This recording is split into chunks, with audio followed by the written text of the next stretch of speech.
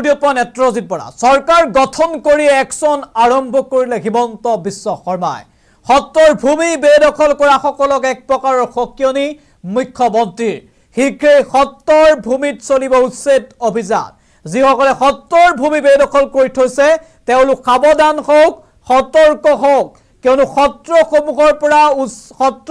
পৰা বেদখল কৰা লোকসকলক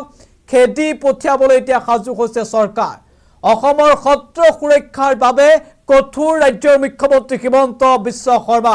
চৰকাৰ গঠন কৰি বটদ্ৰৱাত উপস্থিত হৈ হিমন্ত বিশ্ব শৰ্মাৰ ঘোষণা যে সত্ৰৰ মাটি বেদখল কৰা সকলক উচ্ছেদ কৰা হ'ব সত্ৰৰ ভূমি সুৰক্ষিত কৰিব ৰাজ্য চৰকাৰে এক প্ৰকাৰ একশ্যন আৰম্ভ কৰিছে এতিয়া চৰকাৰে সাৱধান যিসকলে সত্ৰৰ ভূমি বেদখল কৰিছে বিগ আপডেট দৰ্শকসকলৰ জনাইছো ডাঙৰ খবৰ সত্ৰৰ ভূমি বেদখল কৰা সকল সাৱধান সত্ৰৰ ভূমিত শীঘ্ৰেই চলিব উচ্ছেদ অভিযান চৰকাৰ গঠন কৰি কঠোৰ মুখ্যমন্ত্ৰী ডক্টৰ হিমন্ত বিশ্ব শৰ্মা বেদখল মুক্ত কৰা হ'ব ৰাজ্যৰ সত্ৰসমূহৰ বেদখল মুক্ত কৰা হ'ব সত্ৰসমূহৰ পৰা উচ্ছেদ কৰা হ'ব যিসকলে সত্ৰৰ মাটি দখল কৰিছে আৰু বটদ্ৰৱা থানাত উপস্থিত হৈ গৰজি উঠিছে হিমন্ত বিশ্ব শৰ্মা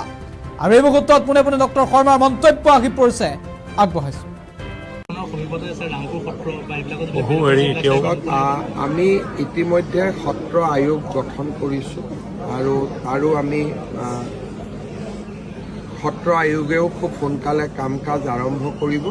আৰু তেখেতসকলকে এতিয়াৰ পৰা আমি বেদখলকে ধৰি সকলো সিদ্ধান্ত বা সত্ৰসমূহৰ কল্যাণৰ বাবে কাম কৰাৰ আমি দায়িত্ব দিম আৰু মই নিজেও চোৱা চিতা কৰিম আমি ইতিমধ্যে সত্ৰ আয়োগ গঠন কৰিছোঁ আৰু আমি সত্ৰ আয়োগেও খুব সোনকালে কাম কাজ আৰম্ভ কৰিব আৰু তেখেতসকলকে এতিয়াৰ পৰা আমি বেদখলকে ধৰি সকলো সিদ্ধান্ত বা সত্ৰসমূহৰ কল্যাণৰ বাবে কাম কৰাৰ আমি দায়িত্ব দিম আৰু মই নিজেও চোৱা চিতা কৰিম